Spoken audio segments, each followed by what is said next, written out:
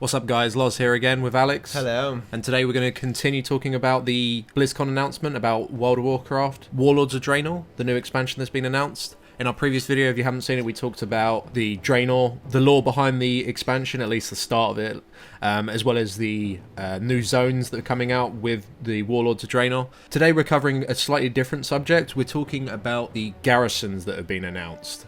You'll build your own base. Pretty much it's farm times 100 million, because finally we have got our own World of Warcraft housing. All the way back in beta there was a very early version of some sort of housing, but I think due to like technical limitations and some mysterious like Blizzard kind of shit, they completely removed it and it's kind of never been seen again. But since like phasing and like general even though we're on the same engine, it has been changed here and there and optimized, so I think this is now really only become available to us, and now we have got our own garrisons in which we can build our own bases for us to play about with and customize, and it's going to be completely awesome. So what you're going to be able to do is that you're going to be able to build your own base within Draenor, within the actual world of Draenor, so in each of the zones.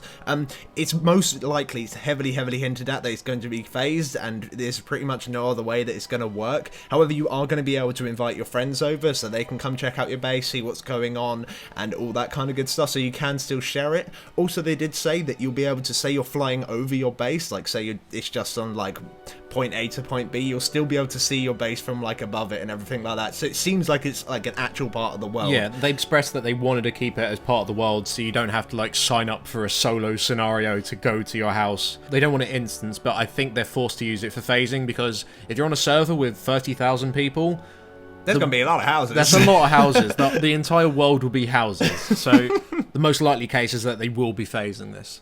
So what are garrisons? How do they work? And what is the point of them? So garrisons is going to be a plot of land that you can put almost anywhere in the world, where you can build a base, and within this base you can have various different types of buildings with recruitable NPCs that they call followers that will work for you by doing quests and missions that you allocate yourself for them to do. And when they do either of these missions, whatever you tell them to do, you'll get the rewards from doing it. So if you tell one of them, right, go mining, he'll go mining, he'll bring back some more for you. Yeah, that kind of thing has been hinted at, so it's really quite exciting. Now, going into the actual buildings part of it, you can customize your base heavily with a huge amount of different types of buildings. We weren't even shown half the buildings, and there was loads of them. And the thing is, there's even specialized buildings for each profession. And this kind of gives you access to professions that you don't necessarily have. Now, they didn't fully explain how far this really goes, so I doubt you're going to have all of the bonuses and everything like that, but they did say, like, as an example, you'll have a mine, and you might be able to put one of your NPCs, one of your followers that has like that mining sort of skill, you can tell him to go fuck off down the mine and he'll go mine for you and bring you back some ores,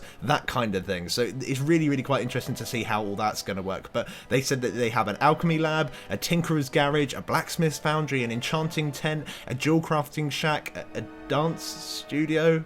Not too sure about the dance studio. I'm not sure that's a profession, but either way, a dance studio, and that's just some of the profession ones as well. And there's various different other ones. I mean, there's going to be an inn, a barracks, an infirmary, so a town hall, yeah. Mage's Tower. There's going to be loads of stuff.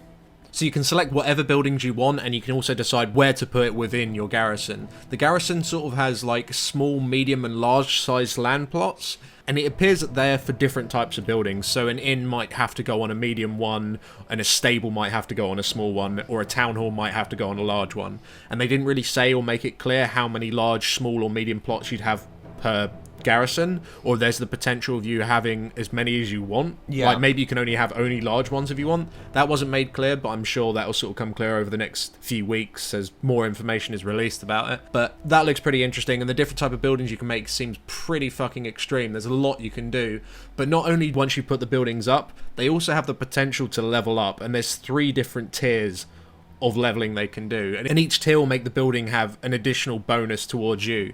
So for an example, if you had the infirmary, if that was level 1 and you died out in the world, they did mention that perhaps someone from the infirmary, one of the NPCs that you've recruited, will come over to you and res you. But if you're only on a level 1 infirmary, maybe that can only happen every 3 days or something ridiculous. Yeah. If it was a tier 3 infirmary, perhaps someone could do that every day, or every half an hour or something ridiculous, you know, something like that. Also, not only do the buildings, as they level up, give you bonuses, they also give your followers bonuses. So the infirmary will make it so when they do come back from you giving them a quest and they're all fucked up and everything, they'll go to the infirmary, and if it's level 1, it might take them 3 hours to heal all the way back. However, if it's level 3, it might take them only an hour for them to heal back up. So not only will the buildings might give you a bonus, but it will also give your followers a bonus as well. So you've got to kind of balance that out as well, and when you're picking out all of your different buildings. And keep in mind, while you're seeing all these images on screen now, every single one of these is for an alliance-based garrison. There hasn't been any preview of a Horde one just yet, but it's quite likely the Horde one will look completely different. So you're probably wondering like how the followers work.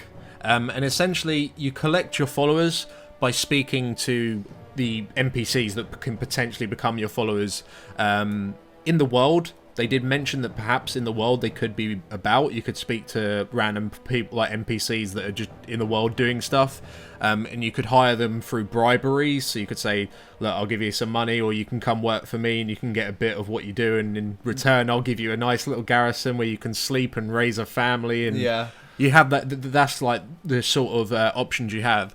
Also, random NPCs will, like, I imagine they'll change on a daily basis, will come and visit your garrison. And if you have an inn, for example, people will come stop by your inn, and you can speak to them and you can ask them if they want to stay and, you know, become part of your team. And they're specialized NPCs.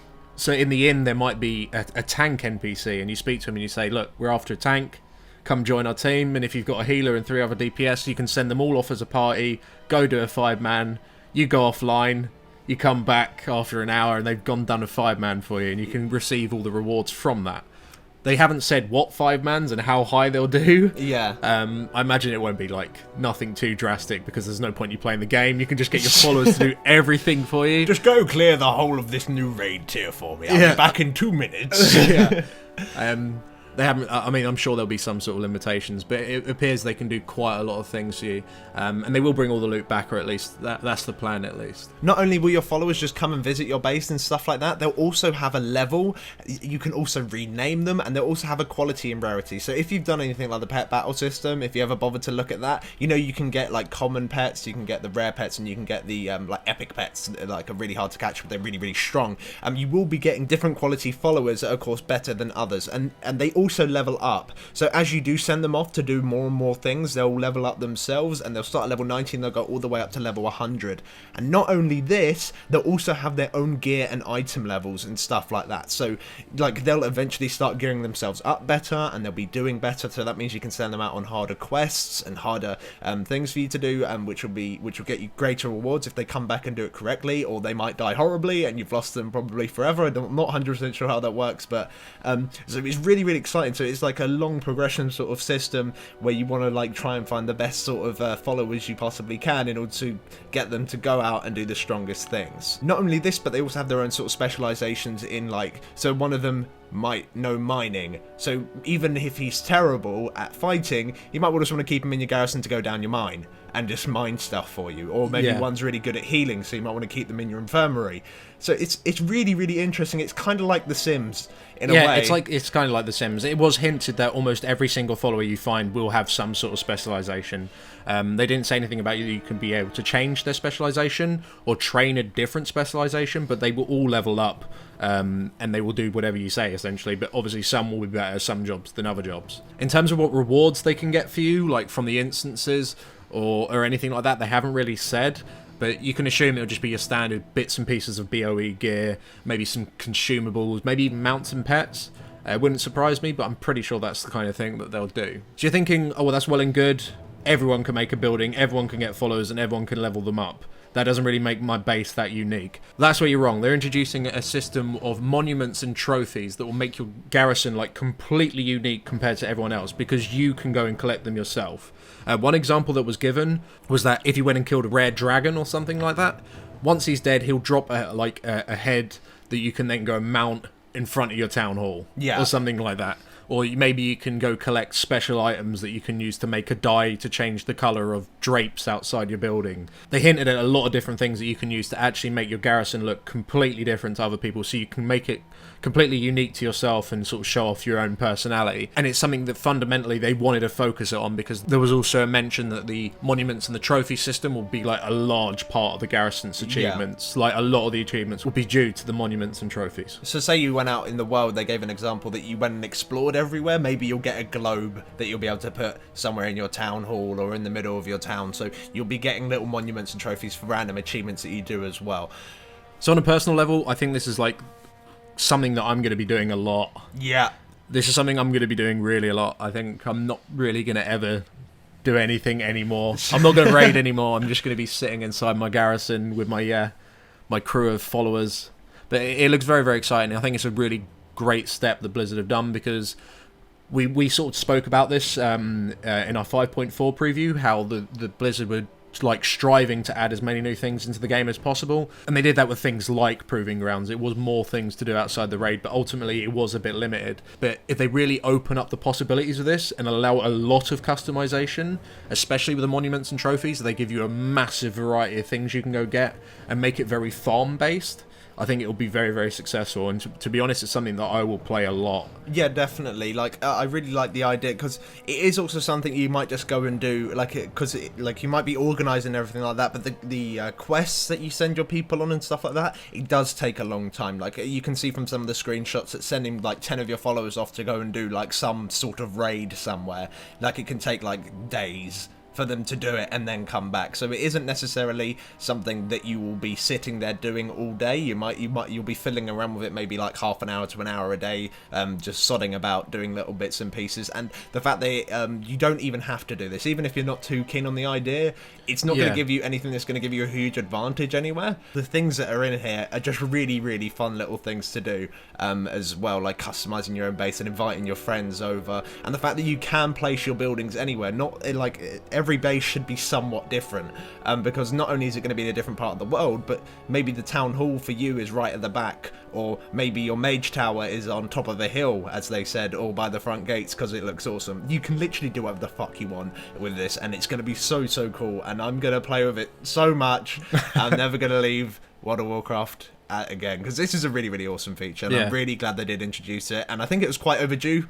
Something where you can have your own little personal house, and the fact that they have kind of perfected the phasing now. Phasing is a lot less janky than it used to be. It's actually quite good now, so I think it should work out really, really well, and super excited to seeing this on the beta. So thanks for watching, guys. Please do drop us a like, helps us out a lot, and because it is a discussion video, please do leave your comments down there for the community to have some sort of discussion about this. You can tell us exactly what you think. And if you'd like to see any of our other Warlords of Draenor breakdown videos, just click up on the annotations you see there. They'll take you straight to them. And thanks for watching. Thank you.